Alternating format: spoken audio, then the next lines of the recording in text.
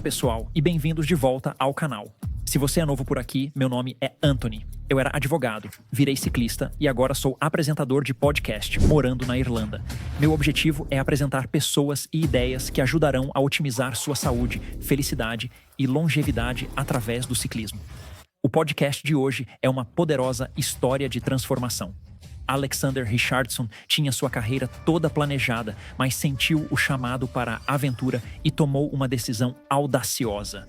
Deixou sua bem-sucedida carreira como corretor de bolsa para perseguir o sonho de se tornar ciclista profissional. Se já se perguntou o que é necessário para mudar drasticamente de carreira, este episódio é imperdível. Antes de começarmos a entrevista com Alexander, peço que dediquem um segundo para se inscrever no canal, pois trazemos novos vídeos toda semana. Quanto mais inscritos conseguirmos, maiores serão os convidados. Vamos começar. Alexander, bem-vindo ao podcast Roadman Cycling. Muito obrigado por me receber, Anthony. Alex, gostaria que você me contasse com mais detalhes sobre o momento em que o ciclismo realmente começou a te envolver. Foi logo na sua primeira pedalada? Ou foi quando sentiu aquela vontade irresistível de se dedicar completamente a isso? E sobre se sentir como o Batman ao pedalar quando foi a primeira vez que teve essa sensação? Então eu acho que, um amigo meu, Roman, me introduziu onde eu simplesmente esbarrei. Comprei uma bicicleta de estrada super cara, comecei a pedalar pelo parque Richmond, aqui perto, e os caras competem por lá, achando que são Deus. O tempo todo. Todo mundo pensando que é a próxima grande coisa. De qualquer forma, eu tinha a mesma abordagem. Cara super competitivo de uma cidade grande. E esbarrei em um cara, que ainda é meu amigo, chamado Roman. E começamos a competir um contra o outro, tipo em dupla, sabe? Dando o nosso melhor um contra o outro. E foi aí que eu peguei o gosto. Quantos anos você tinha então? Eu tinha 25 anos e pesava cerca de 82 quilos. Agora estou com 69, 70. For example. Foram uns 7 ou 8 anos interessantes. Aprendi muito sobre mim e outros e o que eu quero como ser humano. Minha visão do que considero valioso mudou desde meus 20 anos. Antes era só dinheiro e um carro legal. Sabe, ter uma esposa em forma, filhos legais e uma casa grande. Mas essas coisas eram, sim, muitas se mantiveram. Mas o que me traz felicidade agora é bem diferente do que era, sabe, há 7 ou 8 anos. É algo com o qual já lutei. A bicicleta é um presente, te dando tempo para pensar. Ganha-se um período introspectivo diário, algo que muitos precisam se esforçar para reservar. Meditação, escrever um diário. Somos agraciados com blocos de tempo. Pedalei por 7 horas no cascalho outro dia. Sem muita distração, apenas com os pensamentos. Ao analisar minha vida e horas acordado, vejo 5 ou 6 áreas importantes. Financeira é uma delas, mas não meu propósito único. Antes, sucesso ou fracasso era medido assim. Agora, amo passar tempo com a família. Financeira, espiritualidade pode ter significados diferentes, mas são importantes. Progresso, aprender coisas novas, idiomas, essencial. Relacionamentos, minha namorada são importantes. Vejo essas áreas distintas. E ao olhar as horas semanais disponíveis, não faz sentido alocar 50, 60 horas para uma área. Os outros relacionamentos, saúde, espiritualidade sofreriam. Estamos nesse estranho pós-revolução industrial onde perseguir bens materiais é normalizado. Os estoicos chamam isso de corrida hedonista, perseguindo essa miragem sempre distante, pois você busca incessantemente o carro maior, a esposa mais atraente, a casa maior. Exatamente. É um produto da nossa natureza, eu acho. Mas como você disse, tem mais coisa aí, tem mais mesmo. Então você estava em um emprego que eu suponho que muitas pessoas, e eu inclusive, se eu voltar no tempo antes de ter essas. Só um momento, desculpe interromper. Não, sem chance. Eu costumo dizer para muitos dos caras com quem pedalo pela cidade que são pessoas de sucesso. Existe um grupo, o Onyx Cycling Club, que é simplesmente fantástico. Com 130 membros no pelo grupo do WhatsApp, mantenho conversas com vários deles, enfatizando o quão sortudos somos por termos algo que nos apaixona tanto, um hobby que preenche nosso tempo. Muitas pessoas não têm esse privilégio. É realmente incrível ter algo que nos entusiasma tanto e pelo qual desejamos aprender mais. Sim, seguindo esse ponto, acredito que a forma como organizo minha vida ou como você organiza a sua não deve ser julgada por alguém que ouve o podcast e trabalha 50 horas semanais em busca de sucesso financeiro. Cada um tem sua abordagem única. O que funciona para mim pode não funcionar para você. Nossos valores são pessoais e diferentes, refletindo em como utilizamos nosso tempo. Isso evidencia a diversidade de valores que possuímos. Sim, com certeza, né? Eu acho que ter um hobby assim pode ser tocar violão ou a próxima coisa, ou as rodas de um carro. Sabe, você fica fascinado com a dinâmica de uma roda de carro, mas sabe, Isso é mesmo um hobby? As pessoas fazem por hobby? olha, tenho algo parecido com minha maldita bicicleta, então é isso. Eu poderia falar muito sobre isso. É, eu vi. Assisti um dos seus vídeos, aquele que está bombando na internet. Se não viu, está na minoria pessoal, então confira. É sobre sua mudança de banqueiro para ciclista. Acho que tem mais de 1 milhão de visualizações. Acho que sim.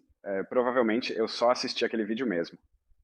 Talvez eu tenha assistido 6 meses depois de ter sido postado, porque eu tenho a tendência de me olhar e pensar, nossa, que mico, ou algo assim. Mas eu revi uma vez ou outra e percebi que tinha muitas visualizações. Quem teve essa ideia? De onde isso surgiu? Foi quando pela primeira vez cruzei contigo. Sim, acho que foi logo após vencer a Race Lincoln, impulsionando meu ciclismo. Na verdade, foi 6 meses a um ano depois, quando a Cycling Post me contatou. Ollie, de lá, propôs filmar um documentário curto. Eu concordei tranquilamente. Então ele veio até a casa e, antes que você perceba, ele está com uma câmera enorme, tipo, tirando uma foto da casa. Claro que isso chama a atenção. Então, é uma daquelas coisas, é da natureza humana e do marketing e da mídia, que a forma como algo é apresentado sabe, pode gerar muita atenção, vamos deixar assim. Quando não é bem isso. Se eu estivesse filmando esse mini documentário em casa, teria que dizer: ok, você pode filmar aqui enquanto eu limpo o próximo. E agora vá para o próximo cômodo e eu arrasto tudo, bicicleta e coisas de volta para o outro cômodo, com bagunça por todo lado. Não sinto que sua casa era assim. Eu sinto que era mais tipo: e aí, aqui é o Alexander, bem-vindo à minha mansão, dá uma olhada. Tô podendo, bem rico. Minha esposa é italiana, então o padrão de limpeza em casa é alto. Provavelmente ela tem um papel importante em manter tudo em ordem, mas sou detalhista. Certo, tenho um lado tranquilo e sou flexível na maioria das coisas, mas há certos padrões que gosto. Para que algo seja bem-sucedido, é crucial que esteja no lugar certo e de forma correta. Quando me envolvo com algo que me importa, é fundamental que seja o melhor para me motivar a continuar avançando e me dedicar plenamente. E tem um interruptor bem forte, meio que aciona em mim para essas coisas, sabe? E o que é isso? É um toque ou é apenas nada tão baseado em siglas assim, apenas desejo de vencer e alcançar? Acho que talvez. Por exemplo, há 2 dias, comecei a pensar que tinha um problema, porque eu voltava de cada pedalada, digamos, nos últimos 2 a 3 meses, e trocava o selim, ajustava na altura do guidão, mudava o espaçador, trocava os sapatos, mudava o calço nos sapatos, trocava as cunhas nos sapatos. Tipo, a ponto de eu chegar em casa a 020 e poder passar 4 ou 5 horas na garagem mexendo e andando pelo quintal por mais umas 5 horas, tipo, e eu. Tinha que guardar tudo e estava pensando em procurar alguém para falar sobre isso. Realmente me passou pela cabeça. Se precisar conversar, é só me chamar que a gente pode bater um papo. Você tem algumas coisas para desabafar. Você vai gostar dessa história. Olha só. Então eu voltei, parei de pedalar, dei um tempo, voltei e o técnico da seleção nacional disse: Ei, você quer voltar e pedalar na frente do tandem? E eu fiquei tipo: Ah, não sei. Aí ele falou: Olha, vem pro acampamento de treinamento. Você está fora de forma, sem pressão, mas vem. Começa a treinar de novo. Vê se você gosta da bicicleta outra vez. Então, comecei a pedalar de novo. Me envolvi novamente. Comecei a correr no tandem pela equipe irlandesa de novo. Cheguei a participar de alguns campeonatos mundiais e tal. Mas eu estava entrando num período em que um amigo meu, na verdade um ex-companheiro de equipe, Sean Hassey, estava deixando a frente do tandem que eu usava e eu ia herdar o lugar dele. Então houve um período que foi meio que uma transição, onde ele talvez pedalasse com... O cara na parte de trás do tandem é chamado de stoker. Então a relação é piloto na frente, stoker atrás. Então ele talvez fizesse 2 voltas por semana com o stoker e eu faria talvez mais um par de voltas por semana com o stoker. Mas teve um treino e a gente planejou 6 horas nas colinas logo fora de Dublin. E eu lá, provavelmente com 4 horas de pedal, e eu pensando, estou me sentindo estranho. Tipo, minhas costas estão doendo, não estou me sentindo bem hoje. E o stoker me perguntou: Você mudou a altura do selim? E eu falei que não. O outro cara tinha 1,98 m. Eu tenho 1,91 m. Então, tipo, a altura do selim não tinha nada a ver. E foi assim que eu percebi que não sou nada obsessivo com a configuração da minha bicicleta, porque eu pedalei 3 horas sem nem notar que o selim estava 3 centímetros mais alto. Isso é uma benção? Não é bom para você, no entanto. Não, não é.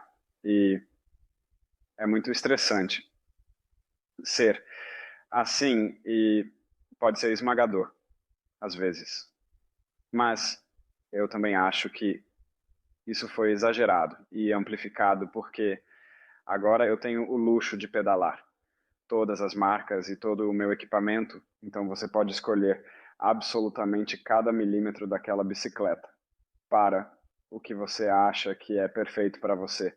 E eu devo ter experimentado 500 produtos diferentes ao longo dos últimos 8 meses, desde que comecei a fazer isso, tipo, por mim mesmo, efetivamente com meus amigos. Sua esposa não está vendo o extrato bancário chegando e dizendo, tipo, você vai se tocar. Por que você está gastando tanto dinheiro com selins todo mês? Não sei como me virei nisso, mas é como se eu tivesse 30 selins em casa. Há 6 semanas, eu disse a um amigo meu, para sair de casa e vendê-los no eBay, e ele pode ficar com uma parte do valor. Não é preciso recuperar o dinheiro da maldita cela, só levá-las embora. Assim não preciso vê-las à noite e pensar, talvez use amanhã. Mas então também tem isso. Onde acredito que você pode se motivar experimentando coisas novas. Por isso coloquei esse novo selim hoje. Estou animado para testá-lo e ver como se comporta. Assim, você pode usar isso a seu favor ou contra, dependendo de como decide lidar com as situações. Sempre me sinto motivado quando experimento algo novo. Recentemente comprei uma bicicleta nova, um computador e estou explorando o Hammerhead. Os passeios estão incríveis e não preciso de motivação extra, pois sair de casa e descobrir novas funcionalidades já é empolgante. Me identifico com essa sensação, mas não sei se vou adquirir 22 sistemas de GPS nos próximos 6 meses. É aí que a terapia se torna relevante. So what Me leve de volta ao tempo em que você trabalhava em um banco de investimentos, pois você tinha tudo. Estava no destino almejado por muitos, especialmente os jovens da cidade grande. Era como estar em Londres, um banco de investimentos, quase como conseguir um emprego na Premier League. Você estava no lugar onde todos querem chegar. Tenho certeza de que internamente você tinha ambições, mas externamente as pessoas pensavam: ok, ele conseguiu. Qual era o seu processo de pensamento? Ou as conversas? Mesmo em casa, quando você pensa em largar tudo para seguir uma carreira com praticamente zero vantagem financeira ou um potencial muito limitado de ganhar dinheiro com isso? Então, o destaque inicial é que a área de banco de investimento é como um telefone sem fio. É uma indústria. Eu atuava em corretagem, um serviço financeiro, mas é uma indústria um tanto distinta, sem dúvida. Antes disso, trabalhei na Tradition em corretagem de câmbio.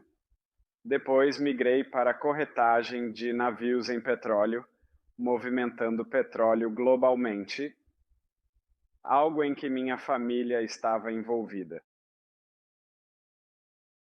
Meu pai era um comerciante nessa indústria, então eu entrei nessa área. Trabalhei muito duro, mas entrei com contatos e coisas assim. E meu pai tinha influência para direcionar negócios para lá, para o corretor que realizava as operações ou encontrava os navios que transportam pelo mundo. Então, em tudo que você faz, tem que, tipo, se você não está comprometido ou se não aprende o negócio, nunca será bom. Tipo, você tem que saber onde cada navio está. No Mediterrâneo ou no Mar Negro? A que horas vai estar lá? Tipo, o dono do navio diz que vai estar lá naquele dia. Que nada, porque eu sei que há atrasos naquele porto e isso vai reduzir o tempo. Mas depois tem que navegar até lá. Tem que abastecer também. Eles precisam encher o navio, o que levará cerca de 24 horas extras. Há um tempo de espera em Newport. Você precisa conhecer os detalhes, como na bicicleta, os rolamentos do cubo e o fator Q dos pedais. É um negócio de detalhes. Se não estiver ciente de todos esses detalhes, corre o risco de ser surpreendido pelo operador durante a operação. Ele terá que pagar uma multa se não retirar o petróleo no terminal, o que resultará na sua exclusão. Isso não é suficiente. Portanto, acho que a partir disso tive alguns clientes muito bons. E quando você tem a informação ao gerir transações comerciais, é possível determinar o destino das informações, utilizando-as a seu favor.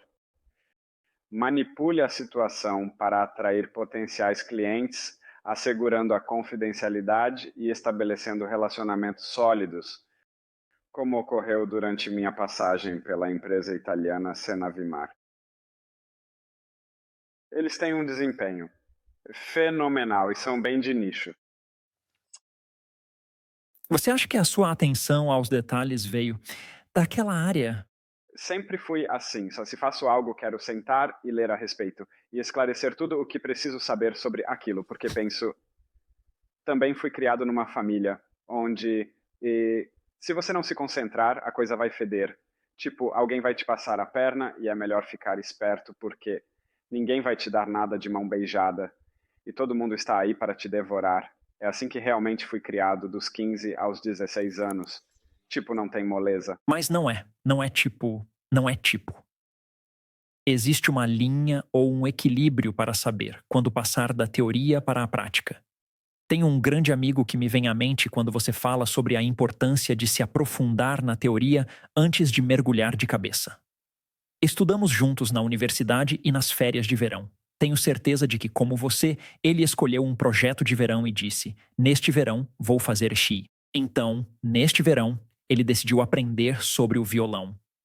Desculpe, aprender a tocar violão. Muito detalhista, como você. Comprou todos os livros didáticos possíveis sobre violão, mergulhou na história, materiais e cordas. Voltamos para a faculdade e ele não conseguia tocar uma única nota no violão, mas sabia tudo sobre o instrumento. É sensacional. Pois é, com certeza. E olha, eu acho que também as pessoas com quem converso, as novas pessoas que conheço, podem estar envolvidas em qualquer coisa, mas sempre me interesso em ouvir. Tipo, se tem algo a acrescentar sobre algo bem pequeno, pode ser este pedaço de papel, ou como é feito, ou o tecido dele. Tipo, acho isso interessante. E posso ficar ali sentado ouvindo por 30, 40 minutos. Se eles forem realmente apaixonados ao falar sobre o assunto. Para mim é algo assim. Então, quando você fez a transição da sua carreira para ciclista, existe o mito de que você largou tudo para se dedicar ao ciclismo, vindo de um banco ou corretora. Mas imagino que já tivesse alcançado certo sucesso no esporte, subindo de categoria e vencendo corridas, e não apenas começado uma aventura repentina de bicicleta, correto?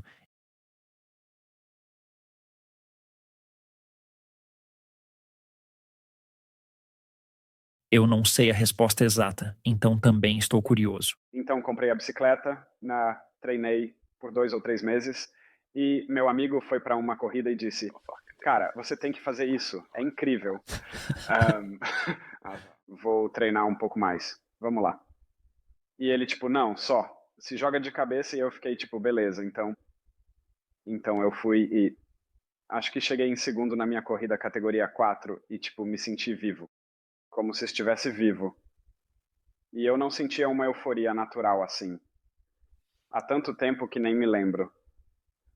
Existem euforias artificiais, mas é algo diferente. Este é um podcast diferente. Mas sabe como era? Então, eu acho que é muito saudável fazer e uma boa maneira de canalizar a energia, mas basicamente. E isso foi aos 25 anos, mas teve uma vez que apostei com uns caras no escritório.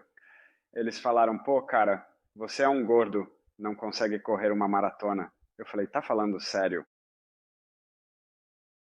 Me dê 6 semanas e eu corro essa coisa em 3 horas, se achando o tal. Enfim, consegui tipo fazer isso por uma caridade, que por sorte era por uma boa causa. E consegui uma vaga na Maratona de Londres. E nunca sofri tanto quanto naquele dia. Isso e a volta à Irlanda, o Haas. As 2 vezes na minha vida em que eu realmente questionei o meu bem-estar. De qualquer forma, eu corri a maratona com 83 quilos, não em ótima forma, em 259 minutos e 58 segundos. Para você ter uma ideia do quanto sofri para manter o ritmo com Essa é o uma estratégia marcador de de ritmo. passo, fiquei para trás, voltei. Desabei no final, mas pensei: isso é divertido. Isso foi alguns meses antes, então eu sabia que tinha essa capacidade de sofrer. E persistir. Quando comecei a competir no ciclismo, foi algo totalmente novo para mim. O interessante no ciclismo é que você pode realmente sofrer, não importa o quanto pense, o quão duro se ache. É necessário compreender o esporte, suas táticas, equipamento, treino, nutrição e manter a cabeça no lugar durante uma corrida para tomar as decisões corretas no limite. Eu sempre digo às pessoas, quase qualquer um pode ser um ciclista rápido. Sabe, é bem fácil perder peso. É bem fácil usar o correto. Se alguém está te instruindo e sabe o que está fazendo, te dá um plano de treinamento adequado e você pode executar isso e pode fazer isso em um espaço de tempo bem curto. Mas para se tornar um ciclista refinado, para se tornar um ciclista elegante, um com postura, um com graça, um com equilíbrio, sabe, isso pode levar anos. Isso é uma imersão total no esporte e estudar e entender nossas tradições. Isso leva tempo. 100%, 100%. Então, quando foi que você? Em quanto tempo subiu da categoria 4 para 1? Então foi isso. Acho que alcancei a elite, talvez, em 7 ou 8 meses competindo. Você ainda estava nisso? Acho que 4 meses depois. 3 ou 4 meses depois. Fiz minha primeira corrida, tivemos nosso segundo bebê, estava de licença paternidade. E pensei: sabe de uma coisa? Dane-se isso. Para mim mesmo. E então, pensei numa forma mais lógica de explicar para minha esposa. Como foi essa conversa? Ela te apoiou?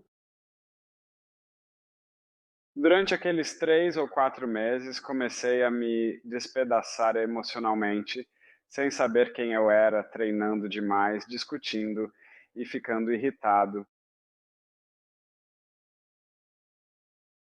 Sintomas de obsessão e excesso de treino. E essa é a parte dessas histórias que ninguém vê. Nós vemos o pedaço acima da superfície, mas por baixo, o sucesso de quem é bem sucedido nunca é uma linha reta. São sempre jogos, uma tentativa e erro. E essa tentativa pode ter consequências graves na vida pessoal. Com certeza. Tipo, eu já estive completamente no limite às vezes, onde eu pensei: nossa, tipo, as coisas estão meio que por um fio aqui para, sabe, uma coisa ou outra. Tipo, agora estou perdendo o controle da situação, quando eu achava que tinha controle sobre ela. Mas, tipo, agora eu definitivamente não tenho controle sobre nada disso. Já aconteceu, tipo, 5 ou 6 vezes que estive lá. Eu pensei, tipo, tudo isso para. E, no final das contas, não vou ganhar nada com o ciclismo a longo prazo. E tipo, você estava com 80 quilos, agora está abaixo de 70 quilos. Estou apenas conectando os pontos e associando sua natureza meio obsessiva com os selins aqui para dizer que você tem uma disciplina bem rigorosa em relação a medir e pesar comida, usar o MyFitnessPal, porque isso por si só pode ser uma verdadeira batalha de saúde mental, descobrir essas coisas e ir ao limite para ver onde essa linha está. Porque cruzar essa linha, na verdade, não é um lugar divertido para estar. É uma história que eu já contei no podcast antes, mas quando eu estava competindo na França e me preparando para o Campeonato Nacional de Subida de Montanha aqui e uma corrida de 2 semanas, particularmente montanhosa, depois do campeonato, eu passei semanas apenas treinando e voltando para casa, tomando um comprimido para dormir, bebendo água com gás e indo para a cama. E isso era totalmente normalizado dentro da uma cultura de amigos e ciclismo que eu tinha naquela época. Completamente. Tipo, eu dou risada agora porque agora eu não, tipo, peso a comida, eu como bem, eu como o que eu quero. Mas, sabe, meu padrão alimentar é bem bom. Eu como comida boa, certo? Eu gosto de comer bem. Eu aprecio viver dessa forma. No entanto, não abrirei mão de um pedacinho de chocolate ou açúcar no café, pois penso que seria o fim. E não consigo. Não estarei bem daqui a 2 semanas por ter comido Nutella. É complicado. Agora é fácil falar, pois confio em mim nesse nível. Mas quando se está na busca, quer fazer tudo certo. Mas recordo-me de quando estava em uma equipe profissional, não exatamente no mesmo nível ou sem confiança. Está bem. Sempre buscava a próxima grande oportunidade e reconheceram meu potencial físico. Novamente, esforçava-me incansavelmente, acreditando que superar obstáculos me tornaria bom. Por isso penso que posso ser bem-sucedido. Essa é a chave que nos distingue. Com certeza, essa era a minha visão nos primeiros 2 ou 3 anos. Mas, bem, eles faziam, tipo, pesagens que, de novo, na entre-safra, é uma completa perda de tempo. Se os caras claramente não se descuidaram demais, então não se preocupe com isso. Para que criar pressão? Se eu estivesse dirigindo um campo de treinamento em dezembro, eu não pesaria ninguém a menos que eu visse que esse cara, só para ver como as coisas estão, se ele está feliz ou não. Mas, sabe, eu gostaria de fazer. Voltar do aumento, não comer. De manhã como antes. E eu ficaria pensando nisso 3 dias antes. De tudo. Mas isso é bastante racional, dado o contexto do esporte em que você se encontrou, porque nós não temos uma relação saudável com a comida e temos algumas pessoas à moda antiga. Sean Kelly, talvez o maior ciclista de todos os tempos, definitivamente entre os 3 maiores, na minha opinião, gerenciava a equipe Pulse Chain Reactions alguns anos atrás. Eu estava no campo de treinamento em Calpe, onde um amigo acabara de assinar com eles. Sean Kelly estava anunciando a equipe no palco e chamou o meu amigo para o esquadrão. Ele contou que Connor veio até ele na última temporada perguntando como entrar na Chain Reactions. A resposta foi vencer algumas quermesses na Bélgica e perder 5 quilos. Connor ganhou 10 quermesses no último verão, mas ainda precisa perder 5 quilogramas. E essa foi a piada que ele fez sobre isso. E era como se, sabe, os patrocinadores e a mídia todos meio que rissem. Haha. Mas por baixo disso, você tem um ciclista que trabalhou muito duro no seu peso durante todo o inverno, que perdeu os quilos, e agora ele sente que, ok, ainda tenho mais 5 para perder. E isso vindo do Sean Kelly, um dos maiores ciclistas de todos os tempos. Isso pode afetar sua saúde mental. Sim, mesmo que você saiba que algo está certo, você também é uma pessoa inteligente, né? Está ciente do que os outros estão pensando e como eles estão percebendo as coisas. Então você entra na mente deles e pensa, o que eles querem ver de mim? E eu acho que se você pode absorver isso e dizer a eles o que querem ouvir e ao mesmo tempo fazer as suas próprias coisas, tanto quanto puder, então você também talvez esteja em um lugar melhor. Mas eu tive isso na Team Alpecin, tipo, eu sabia. Ahn, Eles faziam testes, né, certo? Eu sabia mais ou menos que fisicamente eu estava no terço superior daquele grupo, tá? Mas então, eu também. Sendo eu, tive 10 medidores de potência dura ACE. Sabia que em certas bicicletas, os medidores de potência, as calibrações desses medidores de potência ficavam dentro de 10 watts um do outro. Se você pega um bom, ele marca 10 watts a mais. Se você pega um ruim, ele marca 8, 9 watts a menos. Então é como se você decidisse com base nesses dados. Alguns tinham medidores de potência com leituras absurdamente altas, né? Eu testei, a gerência não. Se você conhece o pensamento deles, não estou dizendo que influenciou decisões. Era um lugar fantástico, observando o processo de decisões, não necessariamente sobre mim. Você vê como as coisas evoluem ao redor, como ciclistas injustos assumindo coisas incorretas. Quanto detalhe examinou para basear essa decisão? Isso é interessante. É algo sobre o qual eu mesmo costumo refletir. Porque até mesmo o funcionamento de um medidor de potência, ele opera com base em extensômetros integrados, seja no pedal ou no braço da pedivela. Mas os extensômetros se expandem e contraem com base no calor. E muitas vezes vejo pessoas, inclusive eu, tirando a bicicleta do apartamento, e eu moro, sabe, perto o suficiente do centro de Dublin.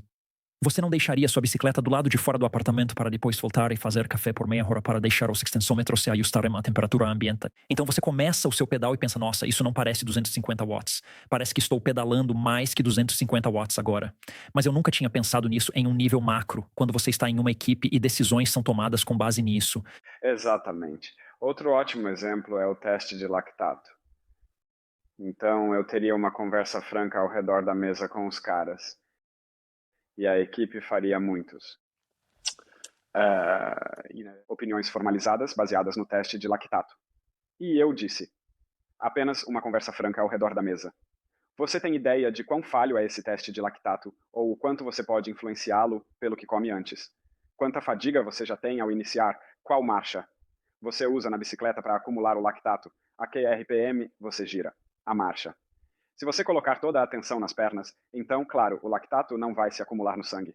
Então, se você fizer o teste de lactato a 70 rotações por minuto ou um RPM baixo, você pode burlar o teste. O protocolo deve ser rigoroso para garantir precisão. Caso contrário, os dados, as cadências, nesses testes ficavam em torno de 71%.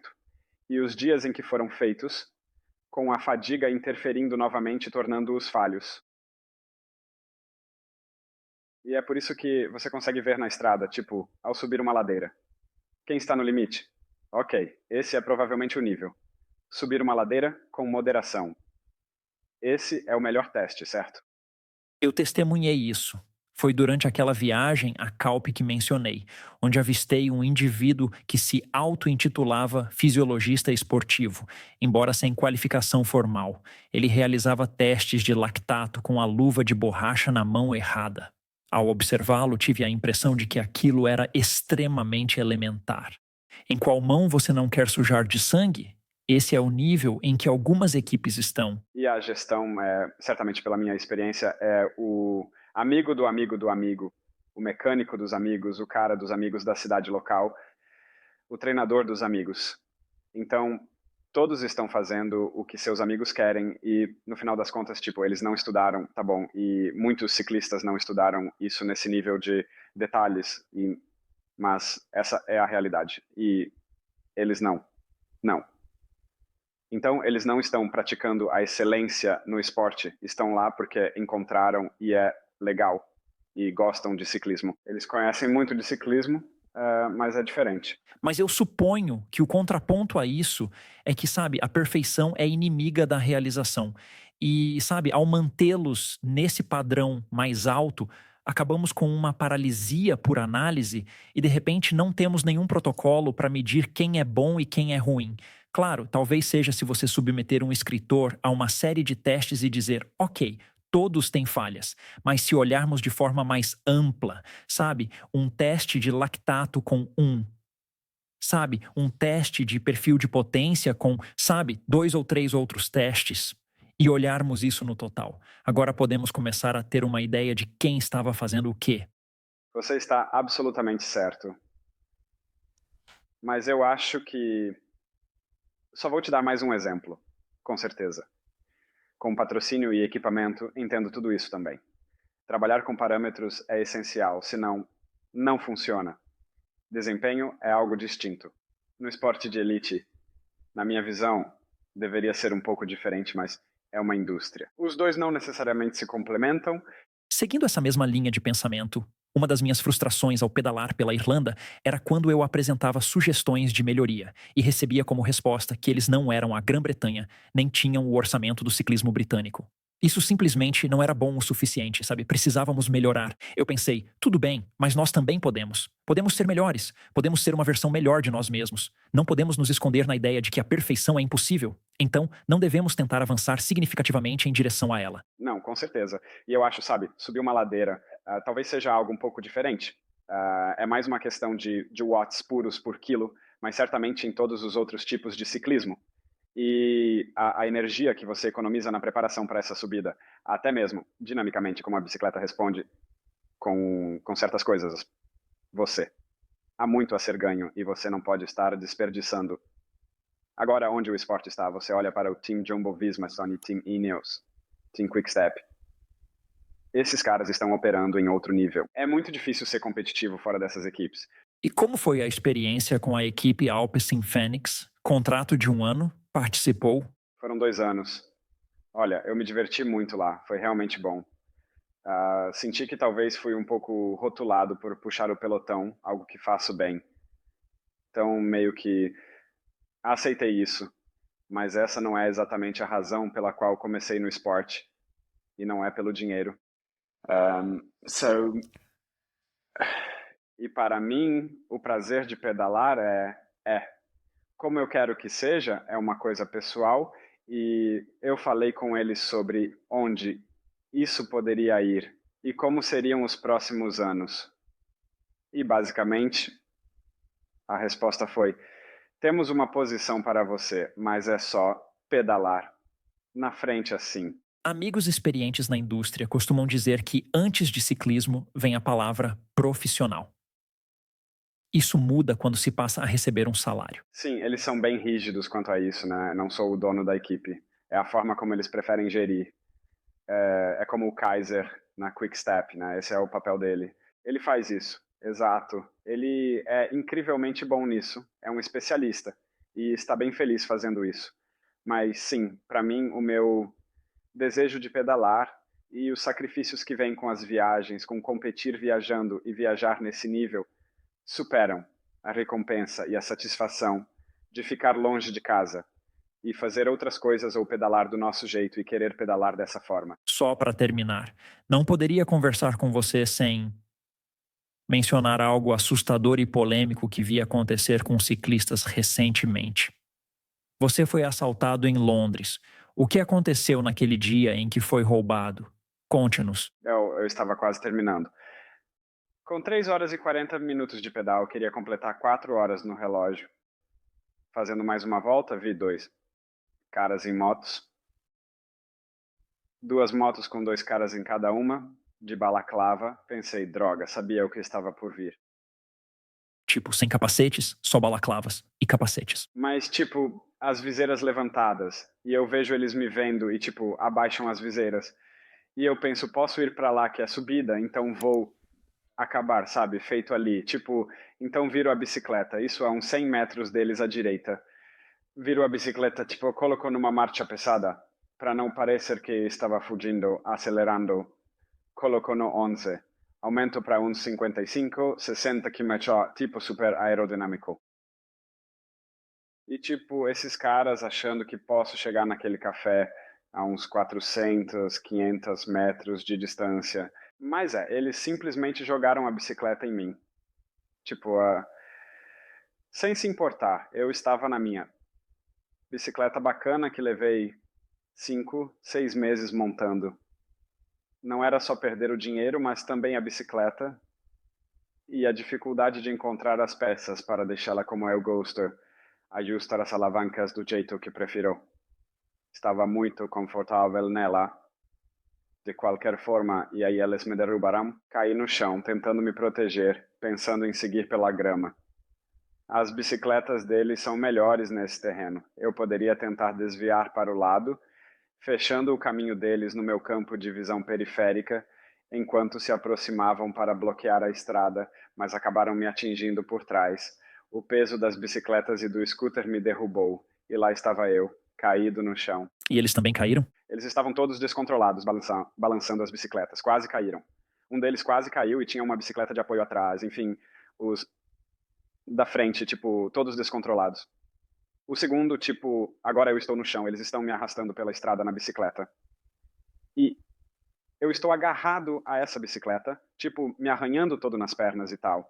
Mas, no final, eles simplesmente sacaram da calça dele, tipo, um facão longo, e eu fiquei, tipo... Eu já senti o clima aqui. Tipo, eles vão levar essa bicicleta, né? Então, mesmo que comecem a balançar aquilo pra lá e pra cá, tipo, eu só vou acabar, mesmo que não tenham intenção de usar, tipo, eu só vou acabar perdendo, tipo, uma mão ou um braço, o que definitivamente não vale a pena. Mas eu senti o clima e eles queriam a bicicleta, então eles, mesmo que eu chegasse ao café, eles teriam entrado com um facão na minha cara. E isso é um... Ouvi falar de casos semelhantes em Londres. Roubos. Já foi resolvido ou ainda está acontecendo ou teve alguma solução? É que a polícia é tão boa, tipo, rastrearam um grupo de 10 pessoas. Isso ocorreu nos dias seguintes ao incidente de 2 semanas atrás. Não foi por um ano inteiro, mas aconteceu. Houve uma tentativa na semana passada. Depois disso, ocorreram alguns ataques e agora estão atacando novamente. Enfim, a polícia é eficiente, mas identificar essas pessoas é o problema. A polícia identificou as pessoas e obteve imagens da minha bicicleta sendo levada no telefone após o evento, no celular do suspeito. Há provas forenses de que ele manuseou a bicicleta no local do incidente. O medidor de potência com o R da SRM apagado é uma característica identificável da minha bicicleta. Qualquer pessoa racional concluiria sem dúvida. No entanto, agora estão contestando o caso. Eles estão caindo, ainda em andamento. Eles seguem o caminho de. Ele é influenciado por outros. É realmente difícil para a polícia. É difícil. Sabe de uma coisa? Conversamos fora do ar. Minha área é o direito. As engrenagens da justiça giram devagar e isso é frustrante. Exato. Conheço o nome dele. Identificaram 4 suspeitos, 3 envolvidos no roubo. Agora é só encaminhar a acusação. Ainda em andamento, confio que será resolvido. Ele será recompensado, mas o essencial, os ciclistas são vulneráveis. E eu quero que todos se sintam seguros nas estradas. Quando isso ocorreu semanas atrás, pensei em parar de andar de bicicleta para evitar ser roubado novamente. Pois quando aconteceu 2 semanas atrás, passei pelo portão do treino 12 minutos depois, poderia ter sido eu novamente. Mas isso não é bom para ninguém. Sabe o que eu acho? Eu não sei. Essa é a minha teoria, que esses caras não sabem quais são as bicicletas caras. Acho que se você estiver numa Trek 1000 básica, mas ela for chamativa, verde ou rosa e parecer vistosa, eles pensam que é cara. Mesmo que custe 600 libras, poderia ser sua bicicleta de 15 mil. Mas se for toda preta, tipo, estou pedalando numa Cervelo R5, mas é preta no preto. Nem tem logotipo. É modo Batman total. Os adesivos saíram das rodas, adesivos fora dos quadros. Parece que vale algumas centenas de libras. Então acho que você é menos visado quando está com a bike toda preta. Mas é claro que nem sempre concordamos com os patrocinadores, etc. Não, você está certo. Eles querem algo brilhante. A polícia identificou o caminho. Vão perder as bicicletas por 1000 libras. Existe uma rede onde as bicicletas são infiltradas ficando em Londres. Tipo, elas vão pro norte ou leste de Londres, ou sei lá. Podem ser desmontadas, mas muitas vezes não. E o cara que fornece essas bicicletas para o mercado negro só vai, tipo, cobrar mais 1 milhar. Ele é um cara comum que trabalha das 9 às 5, tipo, no Tesco ou nos Correios Reais ou algo assim. Entende desse jeito e só quer um trocado a mais. Mas o prejuízo para os outros, essas pessoas que andam nessas bicicletas, é a vida e a paixão delas. E significa muito para elas. E sabe, você também não sabe. não conhece a situação individual de alguém. Tipo, aquele é o meio de transporte da pessoa. É o jeito de alimentar a família dela. É, sabe, o sustento dela. É o sustento deles. Pode ser, sabe, um ciclista profissional em ascensão, que precisa dessa ferramenta para construir a própria carreira, e não pode se dar ao luxo de um atraso de 6 meses para juntar dinheiro para novos equipamentos. Isso tem consequências bem sérias. Só para terminar, Alex, se fôssemos tomar uma cerveja daqui a 12 meses, eu estando em Londres, e você dissesse, ok, vamos tomar uma cerveja. E você dissesse, os últimos 12 meses foram perfeitos. Tipo, tudo o que eu poderia sonhar se realizou nos últimos 12 meses. O que teria que acontecer nesse período de 12 meses para essa conversa? Acho que vou correr no Tour da Grã-Bretanha este ano. Para um conteúdo só contente com o Tim, que disse que posso usar meu próprio equipamento e conseguir um traje aerodinâmico personalizado. Isso é legal. Isso é para o Saint-Pierre. No final do ano participarei de corridas da UCI e me prepararei para o Tour da Grã-Bretanha, etc. Além disso, no Mano.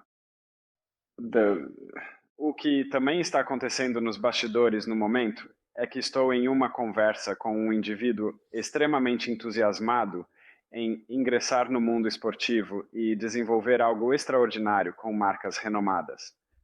Meu objetivo é proporcionar às pessoas a chance de se envolver no esporte e tratá-las da forma que considero ideal, garantindo sua felicidade contínua.